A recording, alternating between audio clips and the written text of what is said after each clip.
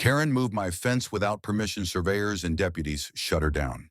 I didn't realize how fragile peace could be until I found my fence lying in a heap like a broken promise. It was a Thursday morning. October sun had just begun to melt the frost clinging to the tops of my garden beds. I was sipping coffee on the porch, same as always, when I noticed something didn't look right in the backyard. The fence, my fence, which had stood for years marking the edge of my acre, was gone. Not collapsed, not damaged, gone. At first, I thought maybe the wind had done something. We'd had some gusty nights. But no, that wasn't wind. The posts had been pulled clean from the ground roots, cement and all. They were stacked like firewood on the side of the property. And in their place, about 14 feet inward, a new line of stakes stood, uneven, unpainted, but firm, hammered into soil that hadn't belonged to my neighbor in 40 years. It didn't take long to guess who had done it. My name is Mason Teller.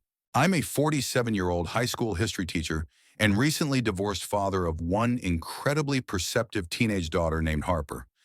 I moved back to Fox Hollow, my hometown, 3 years ago after my marriage in Seattle collapsed under the weight of corporate ambition, commute traffic, and mutual burnout. I needed quiet, roots, familiar soil. So when my uncle passed and left me the old family home just outside town, it felt like grace. The property had charm white clapboard siding, a wraparound porch, a garden that bloomed in unpredictable bursts, and it sat on exactly 1 acre of land bordered by trees, with a tidy cedar fence marking the rear boundary.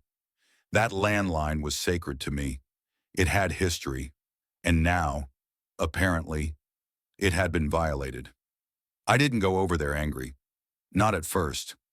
I walked around the side path to Karen's house 3 doors down, but visible from my backyard. She wasn't on her porch or driveway. Her car, a silver Lexus SUV with a vanity plate that read Rules 1, sat angled too far into the street. I knocked.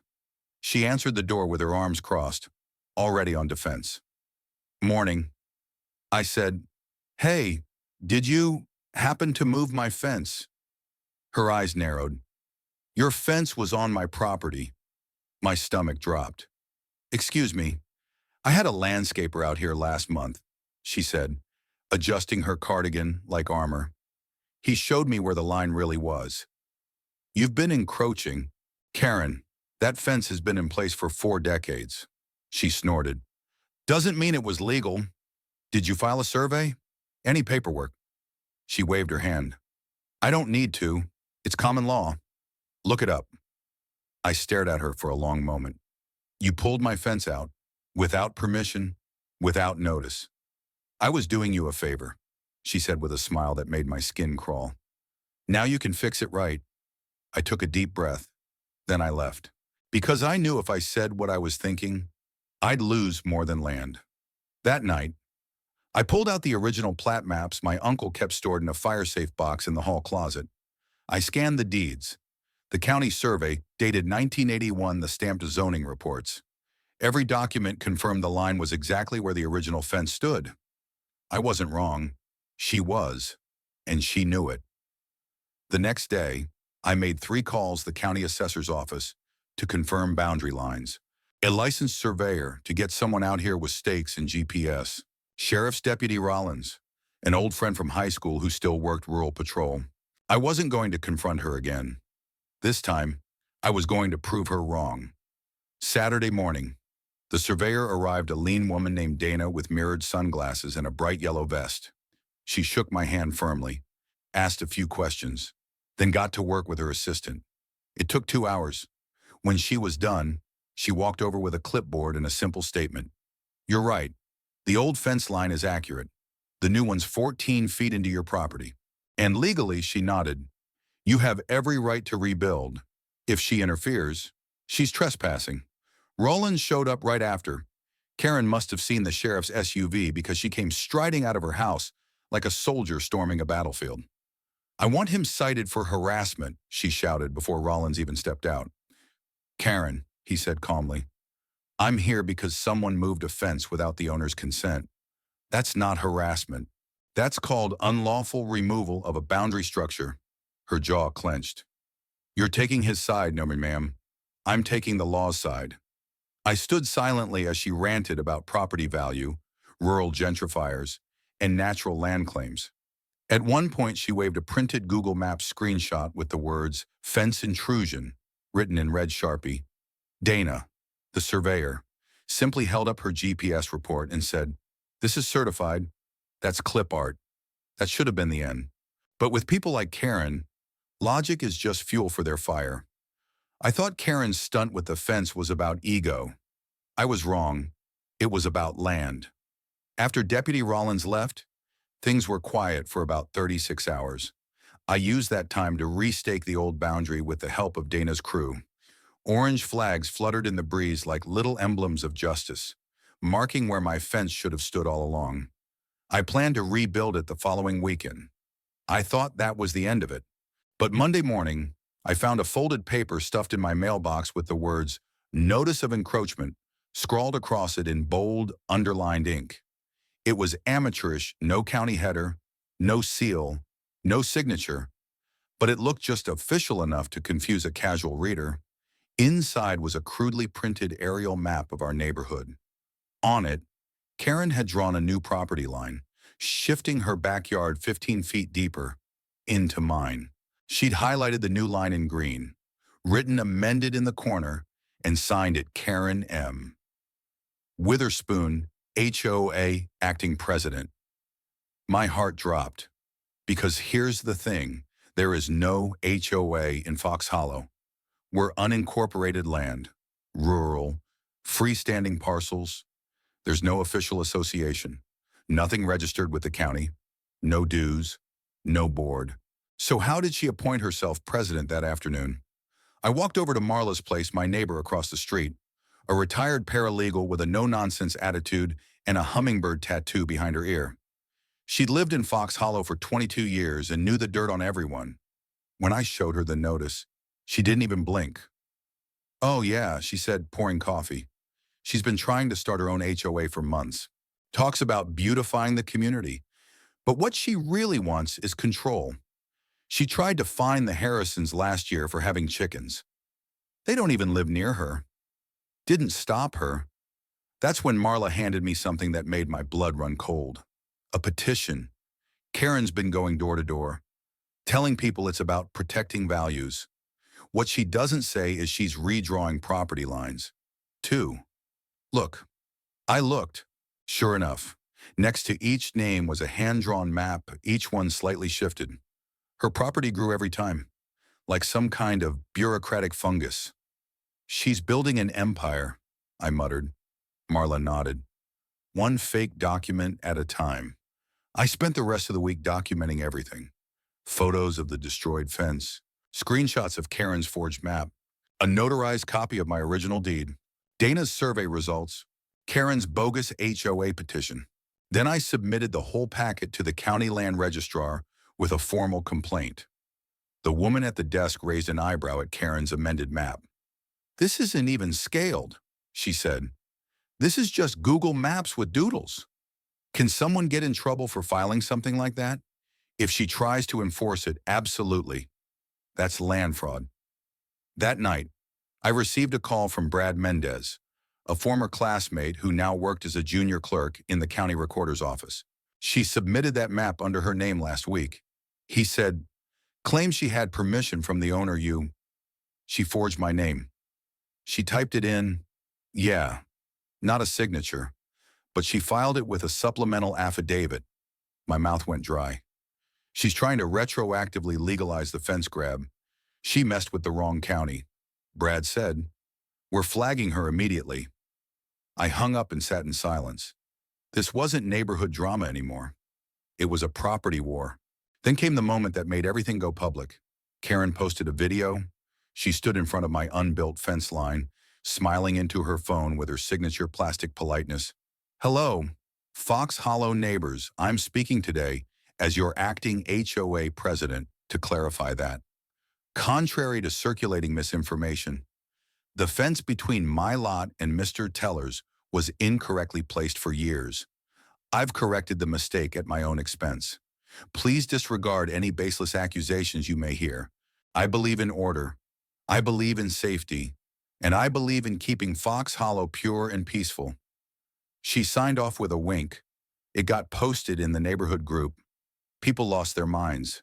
Within the hour, Marla shared the real documents. Then Dana. Then me. The post was ratioed into oblivion. There's no HOA. You just made one up. You stole 14 feet of this man's land. Fox Hollow doesn't need your version of order. We need fences that aren't lies. Karen deleted the post within 6 hours, but the damage was done. The next morning, someone egged her car. By afternoon, 5 neighbors filed written complaints with the county accusing her of trespassing, harassment, and impersonating legal authority. By evening, Rollins called to confirm we're opening an investigation. If Karen wanted a war over land, she was about to learn what happened when the entire town rallied behind the truth. Because what she didn't realize was that I wasn't the only one she had crossed. She had made enemies quietly, for years. But after her fence stunt, those enemies stopped being quiet. It started with a knock. Marla again, this time with a folder in one hand and a look on her face like she'd just unearthed a time bomb. "Remember the Harrisons," she said. "The chicken people." Yeah, Karen tried to find them last year for their coup, claimed it violated HOA bylaws. There is no HOA. Exactly, yeah, and look what she gave them. Inside the folder was a photocopy of a document Karen had printed on letterhead titled Fox Hollow Residential Code of Conduct. It listed approved pet types, fence height restrictions, acceptable house paint colors, and a clause that required approval for any structural boundary modifications. At the bottom, signed, Karen M. Witherspoon, Interim President, Fox Hollow Standards Committee. "That's not a real committee," I said. "It is now," Marla said dryly. "She's got at least 12 of these floating around." That night, I invited Marla and 3 other neighbors over: Vince from next door, Teresa from 2 houses down, and Marcus, a Vietnam vet whose shed Karen once reported to code enforcement because it was too green. We sat around my kitchen table, wine and strong opinions flowing. She tried to get me to remove my wildflowers. Teresa said, "Called them a bee hazard." Vince leaned in. "She used a measuring tape on my garbage bins. Told me they were too close to the sidewalk. She told my wife we couldn't hang laundry on Sundays." Marcus said it violated sightline ethics. I said it violated my patience. We laughed. But the truth underneath it all was rage. "She's creating fake power," Marla said. "If we don't push back now, she'll dig in for real." So we formed our own committee. Unofficial. Yes, but united. We called ourselves the Hollow Line. And our first mission was simple: document, expose, resist. Teresa's son was in graphic design. He made a website that night, www.foxhollowfacts.org. On it, we posted the original survey data, Karen's forged bylaws, screenshots of her fake HOA docs, property deed maps, testimonies from 6 households she had harassed. Within 72 hours, the site had 3,000 views, and someone forwarded it to the county commissioner's office. Then came the radio interview. A local AM talk show, Hollow Mornings, invited me and Marla to talk about the HOA situation. The host, a guy named Jerry with a gravelly voice and too much coffee in his bloodstream, asked point blank, "So you're telling me a woman with no legal standing created a private HOA and tried to move your fence?" "She didn't just try." I said, "She did it. Illegally." And then what? We pushed back. With real documentation. With truth. "And where's she now?" "Quiet," Marla said. "But she's brewing something." She was right. Because that same afternoon, Karen walked through the neighborhood again, this time with a clipboard and a petition labeled Petition for Emergency Boundary Stabilization. It was total nonsense. But she spoke with charm, claimed it was for safety, and even added a clause that said residents who didn't sign might be removed from development discussions. Basically, threats with a smile. We got ahead of her fast. Marcus printed flyers titled, "There is no HOA, there is no danger." There is only Karen. He stapled them to every tree from Oak Drive to the corner store. But the moment that truly flipped public sentiment happened 3 days later. Karen tried to install new fence posts again. I caught her at 6:45 a.m. in a pink vest, supervising a pair of local handymen she'd clearly hired on Craigslist. "Stop," I shouted. "You're trespassing." She didn't flinch. "This is a correction to a civil oversight." I pulled out my phone. "I'm recording. Leave now or I call the sheriff again." One of the workers hesitated. "Lady, you said this was your land." "It is." She snapped. "It will be." The other guy backed away. "I'm out." They left. She stayed. But so did my camera. That video got 20,000 views overnight. A compilation account added dramatic music and posted it to TikTok. Comments flooded in. "That man handled it like a king." She's so committed to the lie she's built a reality around it. Who raised her to be HOA Napoleon? The hollow line had momentum now. But we weren't done. We had one goal left. Shut her fake HOA down for good. They gave her 10 minutes. 10 minutes to speak before the county board. 10 minutes to defend her fake HOA, the boundary shift, and her self-declared title of president of the Fox Hollow Standards Committee. And in those 10 minutes, Karen buried herself. But I'm getting ahead of the story. Let's back up to the morning of the hearing. The county had finally responded to the pile of documents, video evidence, and complaint forms we submitted over the course of 3 weeks. It triggered what they called a community boundary dispute, hearing the type of proceeding typically reserved for easement issues or fence line conflicts. But this was different. Karen had created her own private version of government, a web of intimidation, fake bylaws, and altered maps. She'd pushed past neighborly disputes and entered the realm of property fraud. So the board opened the meeting to the public, and half of Fox Hollow showed up. The hearing room looked more like a church on Easter than a zoning dispute. Locals packed the wooden pews, fanning themselves with manila folders and county flyers. Marla sat next to me, arms crossed, stone-faced. Marcus and Vince sat 2 rows back, flanking Teresa, who brought a binder as thick as Karen's delusion. When Karen walked in, you could feel the room tense. She wore an all-white suit. No clipboard this time, just a leather-bound portfolio and a tight-lipped smile. She scanned the crowd like royalty. Not a single smile was returned. The county clerk opened the session. This hearing regards an unauthorized property boundary alteration and a disputed claim of a private neighborhood authority structure.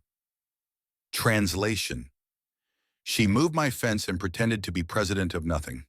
Karen stood and walked calmly to the podium. "Good afternoon," she began, with forced warmth. "My name is Karen Witherspoon, and I'm here on behalf of the Fox Hollow Standards Committee." The board member cut her off. "Miss Witherspoon, we have found no record of such a body registered in the state of Oregon." Karen's smile wavered. "We are in preliminary formation.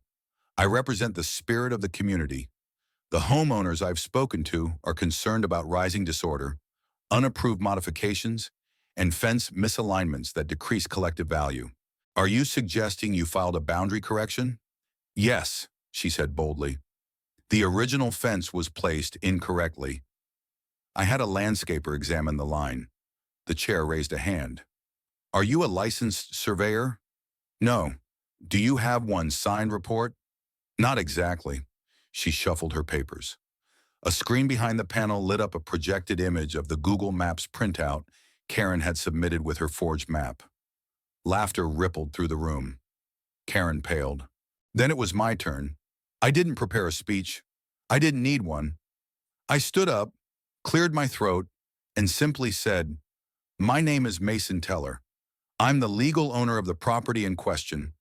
My fence stood on its rightful line for over 40 years until it was removed without my consent. I submitted the survey data, original deeds, and footage of the removal. I'll let the documents speak for themselves." I turned to the board and added one final note. This wasn't a misunderstanding. It was a hostile land grab disguised as concern. Silence. Then Marla stood. Karen harassed half the people in this room. She claimed power she didn't have.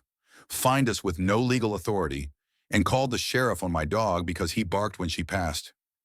This woman is not a president. She's a bully. The room applauded. Not a few claps, a standing ovation. Karen stared straight ahead, lips twitching. The board deliberated for 10 minutes. Then they read the ruling. The committee finds that Ms. Witherspoon acted outside any legal or community authority in removing and replacing a boundary fence on Mr. Teller's property. No standing HOA or governance body exists or existed at the time of her actions. Her filings are hereby void. Her attempted claim of land is reversed. Law enforcement is advised to pursue restitution or additional charges if appropriate. Then they added, almost as an afterthought, and the fence shall be returned to its original, surveyed placement within 14 days. Karen's knees visibly buckled. A deputy calmly approached her. He handed her a written notice. She signed it with a trembling hand. Outside City Hall cameras, neighbors, applause, even a reporter from the local affiliate station who shoved a mic in my face. Mason, how does it feel to have your land officially restored? I looked toward the street. Karen was getting into her Lexus, slamming the door harder than necessary. Feels like justice, I said, and like maybe the truth still matters. 2 weeks after the hearing, the fence went back up. Dana returned with her crew early on a Saturday, bright vests flashing under a cloudless sky. This time, I didn't just watch. I worked alongside them, post-hole digger in hand, sleeves rolled to my elbows. It felt symbolic, reclaiming my space inch by inch, digging into the same soil my uncle once tilled, putting things right where they were always meant to be. Each thunk of the post driver felt like a drum beat, hammering the truth back into place. Neighbors came out in waves. Some brought donuts. Others carried lawn chairs, cheering quietly as each slat was nailed in. Teresa brought lemonade. Vince stood at the corner, arms crossed, nodding in approval like a foreman on a job site. Even Harper, my 14-year-old daughter, came out. She hadn't said much during the conflict. She'd watched it all play out like a documentary, expression guarded, earbuds always in. But that morning, she pulled one earbud out and asked, why'd she even do it? I wiped sweat from my forehead and said, because some people hate boundaries they can't control. She looked at the new fence line and said, it's straighter than before. I smiled. Truth usually is. And then just as we were hanging the final gate panel, Karen drove by. She slowed. She didn't wave, didn't roll her window down. She just stared. In the front seat beside her was a man I didn't recognize. Maybe a lawyer. Maybe someone else caught in her orbit. Whatever power she thought she had, it was gone now. We didn't speak. She drove off. And that was the last time I saw her on my street. The fallout came fast. The Fox Hollow Standards Committee was legally dissolved by the county. Karen received a $4,000 civil fine for property damage and impersonating an official organization. Several residents she had harassed filed small claim suits. The county issued an official notice prohibiting private governance structures without proper charter or vote. It wasn't jail. It wasn't handcuffs. But it was real, tangible, accountability. For a woman like her, that was the harshest punishment of all. In the weeks that followed, Fox Hollow began to heal. Neighbors who'd barely waved before were now planting things together. Marcus donated lumber to rebuild Teresa's old shed. Vince started a seed exchange table on the corner. Marla ran a tiny library out of her yard. No one said it aloud, but we all knew Karen's war on boundaries ended up building something stronger than fences. One evening, just before the first frost, I walked the edge of my land as the sun dipped behind the oaks. The new fence cast long, proud shadows across the earth. I paused by the far post, where the survey stake still stuck out of the ground like a monument. I took a deep breath and let it all settle in. This was more than a victory.